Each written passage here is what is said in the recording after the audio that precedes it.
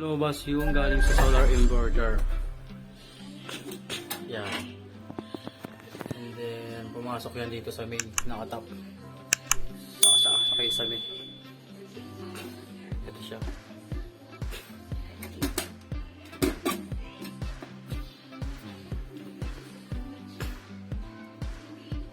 Malinis ang pagkaka-install. Sa kabila pre, dito. So ngayon tinuturo natin kung paano pagkabit ng LPIT tsaka ng railing sa solar. So nasa stage pa kasi ng training tong dalawa, pero ito matagal na tong solar. Kailangan natin silang i-guide kung ano yung proper mounting ng structure itong solar panel. Kailangan matibay, hindi maglilik, tsaka pantay, higit sa lahat pantay. Yan.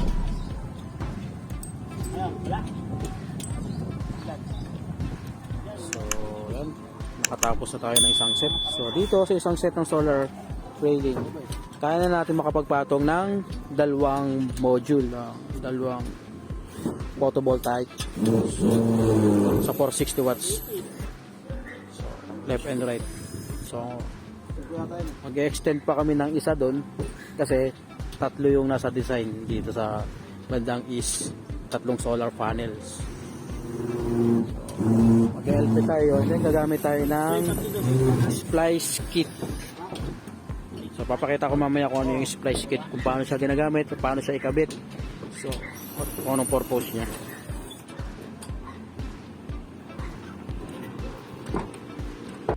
Okay, ito na yung status sa baba sa inverter.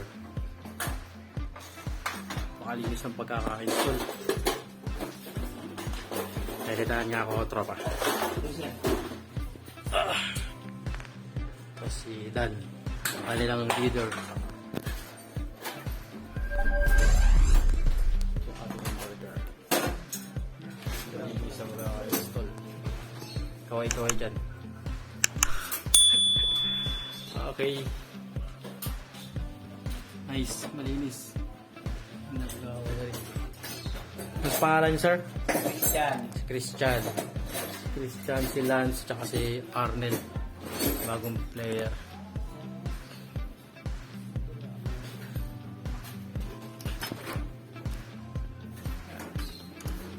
Malinis, pantay, tsaka Kabila na ba, Sal? Okay, connected na sa internet. Medyo natagalan na. Check 5 ang 5.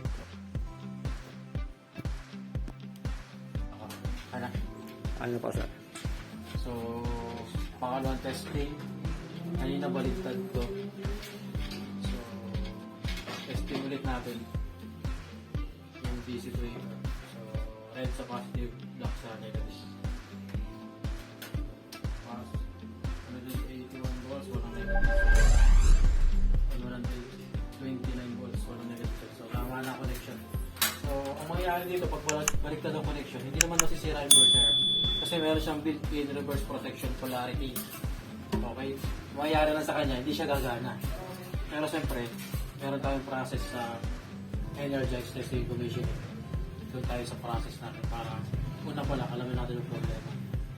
So, unang i-on dyan, DC. Kung na-check ng tama, lahat. Check muna natin yung ground fault. Ground fault check. Okay, good. Makuha yung voltage niya. LPPC2.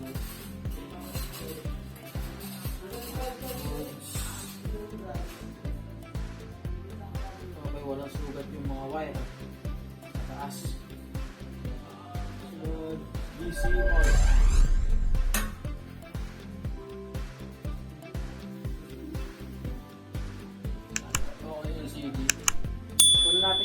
Yung DC breaker, pag solak sa inverter, DC breaker muna, and then DC switch, and then saka kapag set ng settings, field loss fault, sabihin wala pa yung AC.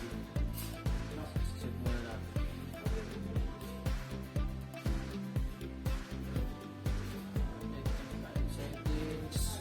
Kita mo? Kita mo dito. Password ng Solax ay 2014. Default password yan. So, video mo to. Lapit. Yan, punta tayo sa settings. And then, safety niya. User define. Hanapin natin yung G99. G99. Yan. Tapos natin kung may Philippines. Pag walang Philippines, G99 tayo. G991. New Zealand space. Ang Philippines dito.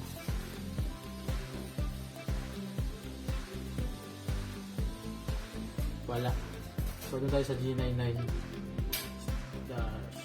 Slash 1. Yung ganito. Yan. Then, long press yung down. Long press ulit yung down. Long press yung down.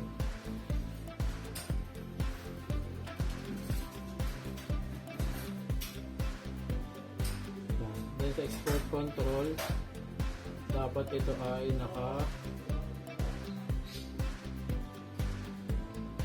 select meter. Dapat J solar tsaka Solax yung inverter. Solax inverter. Ayun daw ba yung sa labas? Nakalagay na tapulin? Oo, tayo yun. Opo, ito.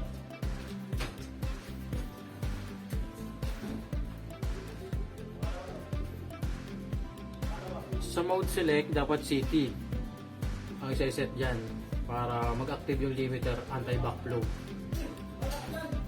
Then, pag sisave mo, long press yung down.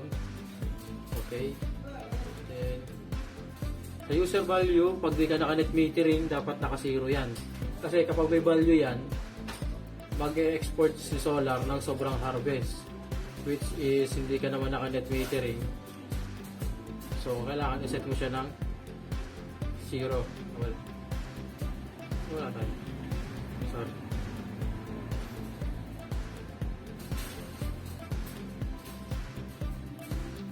Ayan.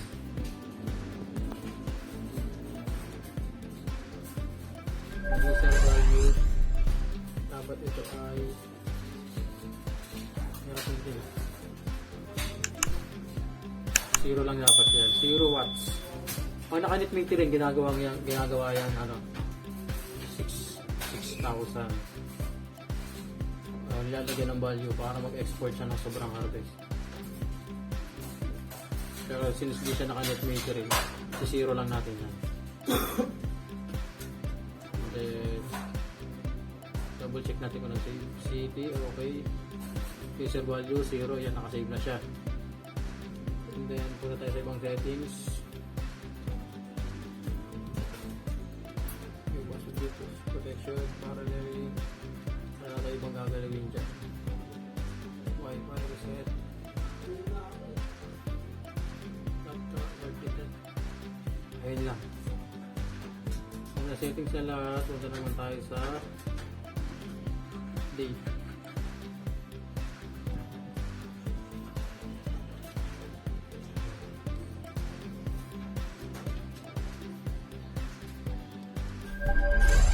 Date is 2023.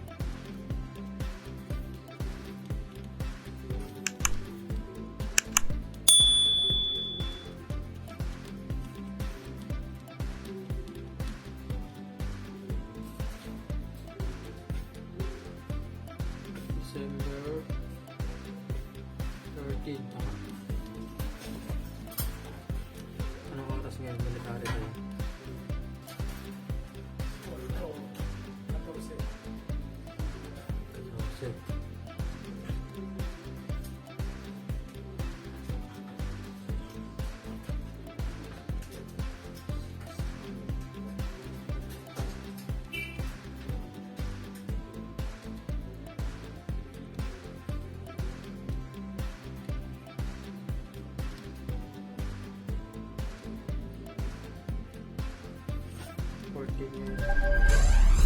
14 military time. 14 ano? Pagdilitary 16, 14. 16, 14.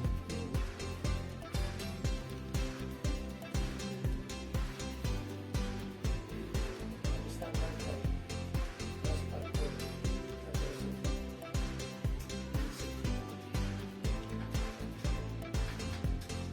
16, 14 sir. Oh, 50 na eh. 50 na. Plus factor. 16. 16, ano sir? 16 or 16, 15 pa lang. 16, 15. 16, 15. Oh. So ibig sabihin ano na ngayon? X4. 4. 16, 15. Nakasave na ang oras. Okay na. Double check. Save na. 16, 15. December 13. 2023. Then, okay na. Nakaset na lahat. Iwan na natin si grid ngayon.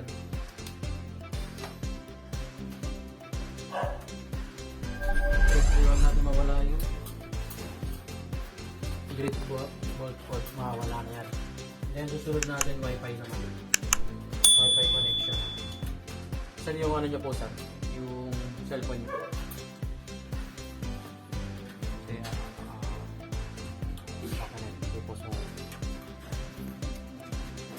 Okay, pagdugtong ng railing, gagamit kayo ng splicer. Ito. Para sure na matibay. Yung unang railing, ito yung pangalawang railing. Then, nasa loob kinakabit ng splicer. Tulong din sa may kabila. Yan. Ginagawa nila yun. Then, tsaka higpitan. And then, kabit sa output. Yung ano ba ito?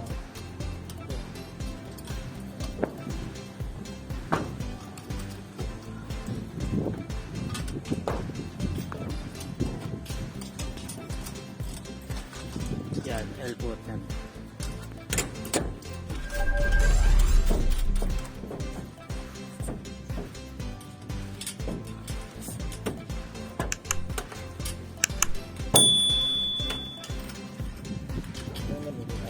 Salamat para saya. Yan.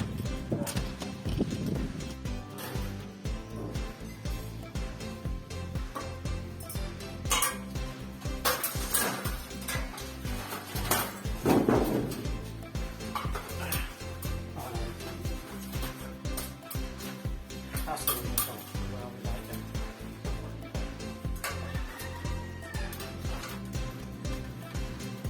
Okay, power up na tayo.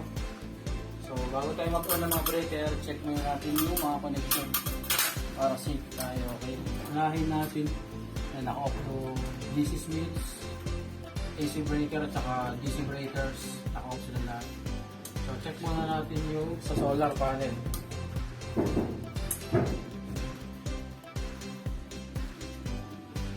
Solar panel.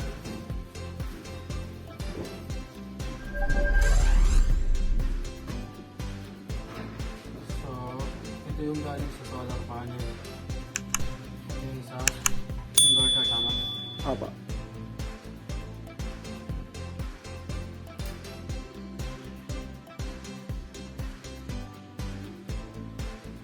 One, three, four. 181. So, tama. Connection. 1, 2, 4. 1, 3,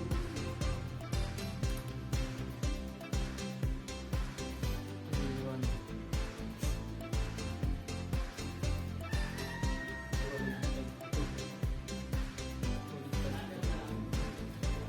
So, baliktad to. Kailangan saan to?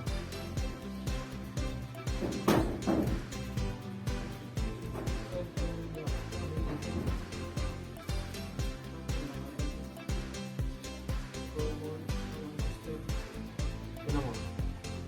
Walang sign ng negative, di ba? 181, tama to. Ito, 134, yung negative sign. Baliktad dun sa taas. MPPT number 2. So, baliktad. Kapalit po yung wire. Baliktad. Sa AC naman, sa AC, yung natin may supply na. Ito yung galing sa meral ko. Nakapalit di ba yun? Sorry. So, Sorry, AC volts.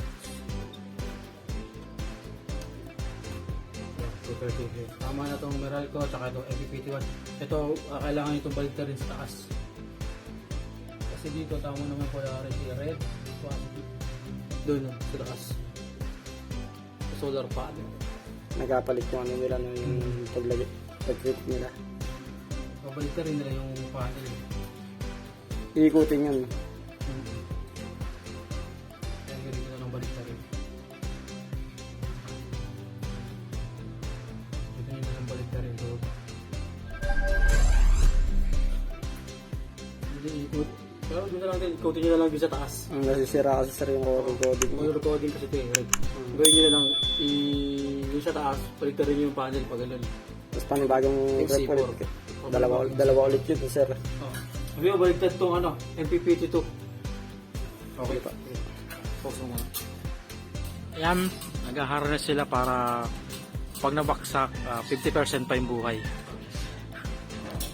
Buhay pa kahit paano. Yun na. Harness. Alam yan, single. Single. Solid o. Pag tinanggal mo yung isa, taas nakita ka ng safety. Ano ka pa rin? Buhay pa rin. 100. Kaluwag kanan. Sa solid.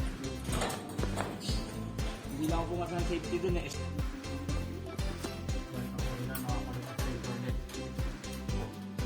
Network configuration succeeded. Okay. Dito yung connect. Sa PLDT po kumain. Connected naman din dito. Okay sir, tingnan nyo po sa my apps kung mag-online na siya. Mga 3 to 5 minutes dapat may dito na. After ito, pwede mo na siya natin.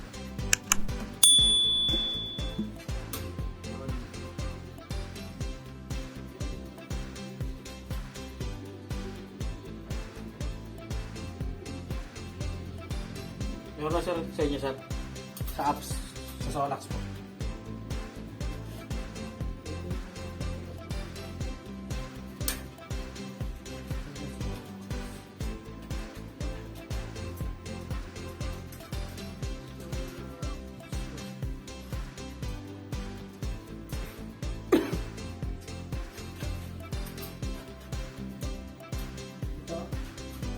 Meron sir na malabas.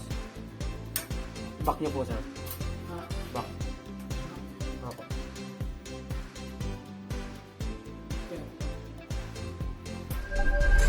Back pa po.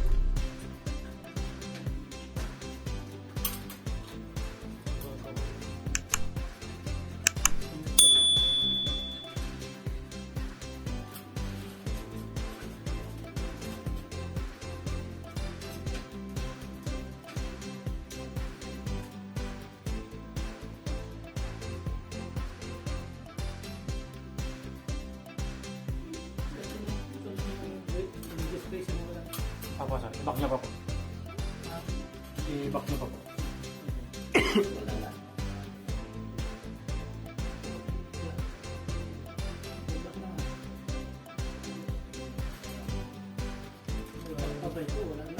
Meron ba yun sir?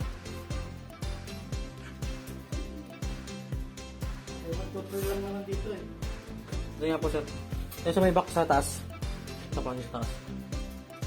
Ito. Ito yung nakapre sa ano. Ito yung nakapre sa password naman. Ito. Okay, dito naman tayo sa may west, yung dalawang panel. Tapos na tayo dito. Sa east, yung tatlong panel. Dito naman yung west orientation. Dalawa dyan na solar panel and dalawa rin dito. So yan, kakabito sila ng rating.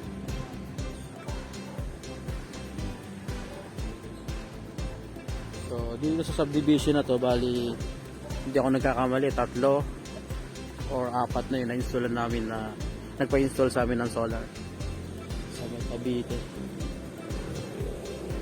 Ito, daming bahay dito. Yan. Ang dami. Marami pang hindi naka-solar. Doon banda may naka-solar na. Makita nyo, yun naka-solar.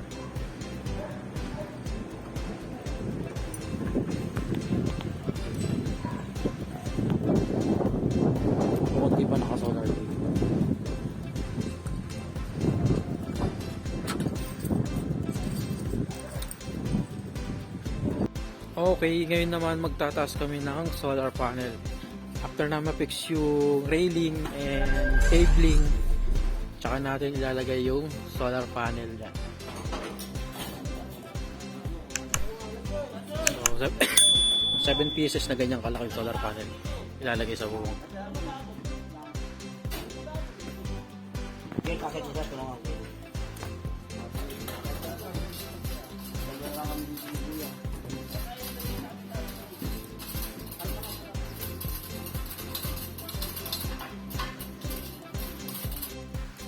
Installation tayo sa apps. Yun.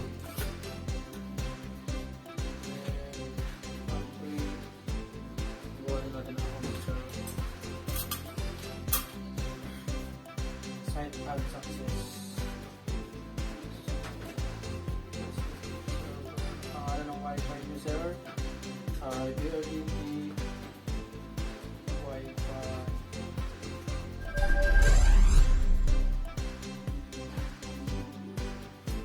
Mahina yung PLDT nyo rito, sir, no? Dito sa area na to, no? Itong ano, Wi-Fi SRF, kanina to? SRF S... May stick dyan, may stick. May lumalabas. Speed Yan, dito yan. Yung, ano, yung... extender. Extender. Dito na tayo kumonek. Binabago nyo po ba password ito? Hindi naman. Hindi. Alam nyo po yung password? Ano yun? Yung extender. Hindi, nandun naka... Kuha naman. Paano nga ako, sir? Doon na lang tayo kumonek, sir, kasi yun ang malakas eh. Hindi sakop dito yung PLDT.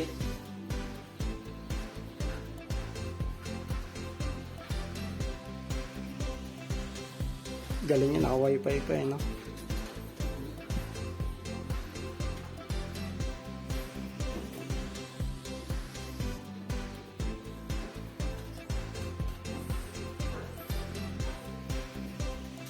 Password is Steve.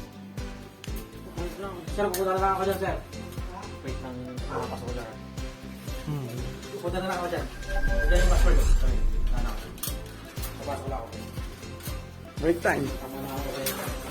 Client.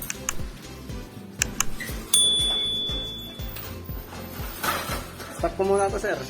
Pause mo lang.